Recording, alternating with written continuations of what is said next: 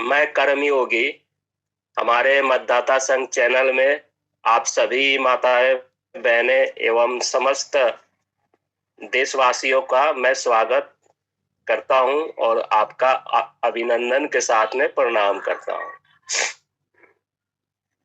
आदरणीय मित्रों, हम इतिहासों से संबंधित के विषय में पिछले भाग के से हम आगे की टॉपिक के तरफ आज का वीडियो हम बना रहे हैं और रख रहे हैं। उम्मीद करते हैं कि इससे हमारे समाज में एक संदेश जाए और आप सभी इतिहासों से संबंधित विषयों पे आप जागरूकता हो। तो चलिए हम इस वीडियो को आगे बढ़ाते हैं। तो हमारे देश में जो मार्क्सवादी इतिहास लेखन की प्रक्रिया है और किन लोगों ने क्या क्या किए, तो हम इसको रख रहे हैं। मित्रों, भारतीय लोग मार्क्सवाद और इसके दुनिया भर के अनुभवों के बारे में बहुत कम जानते हैं।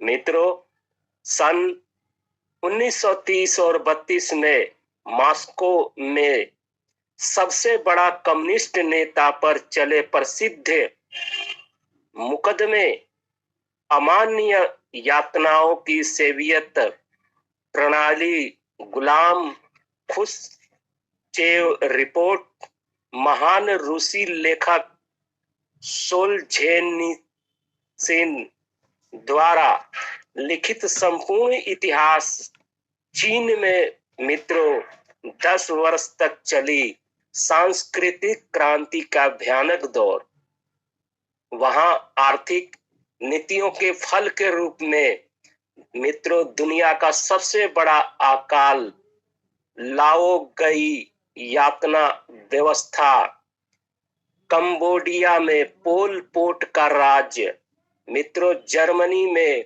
बर्लिन की दीवार से जुड़ा इतिहास आदि यह हालिया इतिहास के कुछ प्रसिद्ध अध्याय हैं। मित्रों, यहाँ इतिहास प्राध्यापक या स्वयं मित्रों मार्क्सवादी भी इनके बारे में नग्न जानते हैं। यही स्थिति मित्रों भारतीय कम्युनिस्ट इतिहास के बारे में भी है। कितने लोगों को मालूम है कि भारत के विभाजन के पक्ष में एक विद्वत्ता पूर्ण दिखाने वाला सिद्धांत 1941 में मित्रों भारतीय कम्युनिस्ट पार्टी ने दिया था। मित्रों, उसके लिए मुस्लिम लीग के साथ मिलकर वर्षों अभियान चलाया था। विश्वविद्यालयों में सक्रिय कम्युनिस्ट कार्यकर्ता भी इस तथ्य से अपरिचित है। इतने निकट इतिहास की सबसे बड़ी घटनाओं के बारे में हम मित्रों की इतना कम जाने, यह स्थिति अपने आप नहीं बनी, इसे सचेत रूप से मित्रों बनाया गया। ऐसे अज्ञान के सहारे ही हमारे देश में एक विचित्र बौद्धिक, एक दोहरी हानिकारक मानसिकता बनी है जो मजहब के आधार को सबसे बड़ा सेकुलर मानती है। मित्रों, जो अनेक राष्ट्रीय अंतरराष्ट्रीय मसलों पर एक ही तरह के कामों, बयानों के लिए किसी व्यक्ति, संगठन, सरकार की कटु आलोचना करती है और जब कि दूसरे बिल्कुल नहीं करती, बल्कि उल्टे उस प्रशंसा तक करती है। मित्रों, यह प्रवृत्ति न तो माननीय न अपना राष्ट्रीय हित भी पहचान पाती है। यह प्रवृत्ति क्या थी और है तथा इसके क्या परिणाम हुए, उसी के एक पहलू मार्क्सवादी नजरिए से भारत में इतिहास लेखन पर पुस्तक प्रस्तुत है। मित्रों, इसका पहला प्रारूप वरिष्ठ हिंदी पत्रकार दीनानाथ मिश्र 1937 और 2013 के निमंत्रण पर लिखा गया था। उन्होंने अपने इंडिया फर्स्ट फाउंडेशन से इसे मार्क्सवाद और भारतीय इतिहास लेखन 2005 शीर्षक से प्रकाशित भी किया था, किंतु वह सामान्य पाठकों के लिए बाजार में सुलभ नहीं हो सकी। कुछ गणमान्य लोग तथा संस्थाओं तक ही पहुंच सकी।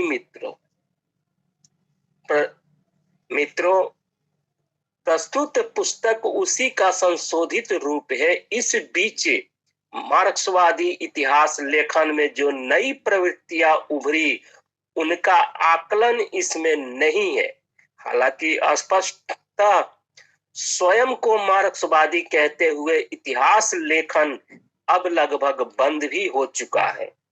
पहले के मार्क्सवादी इतिहासकार, जिनका इस पुस्तक में विस्तार से उल्लेख है, भी अब स्वयं को किन्हीं और विशेषणों से जोड़ना पसंद करते हैं, यद्यपि उनके वैचारिक राजनीतिक आग्रहों में कोई मूल परिवर्तन नहीं आया है।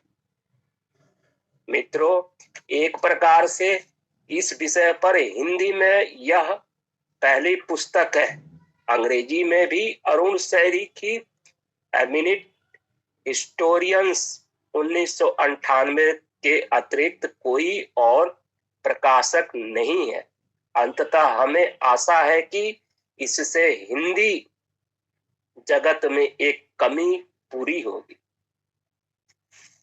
मित्रों, विचारधारा और विचार में बुनियादी अंतर है। विचार स्वतंत्र होते हैं, वे अच्छे या बुरे, काल्पनिक या वास्तविक आदि हो सकते हैं, लेकिन विचारधारा चाहे वह जैसी भी हो, हर हाल में एक बंधी हुई चीज और किसी न किसी राजनीति के आग्रह से होती है। अतः मित्रों, वह प्रायः स्वतंत्र विचार के ही विरुद्ध पड़ती है।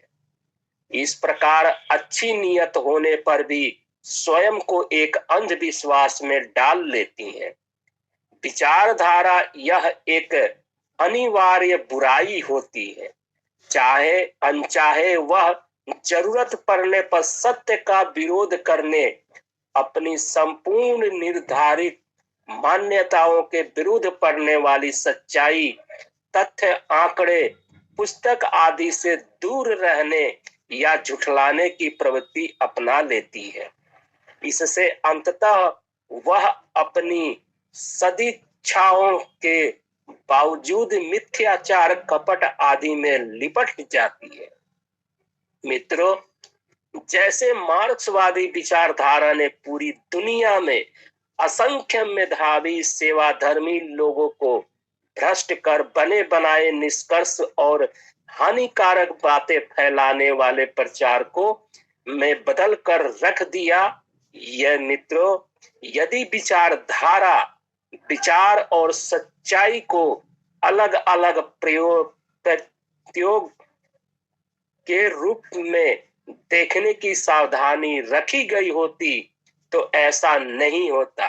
मित्रों, भारतीय ज्ञान शास्त्र परंपरा और उसके अनुरूप ग्रीक चिंतन परंपरा भी इसलिए सदैव सत्य पर बल देती है, किसी विचारधारा पर नहीं। इसी के साथ मैं आज का यह कार्यक्रम समाप्त करता हूं और पुनः मैं आगे इसके अगले भाग में इतिहासों से संबंधित लेके आऊंगा।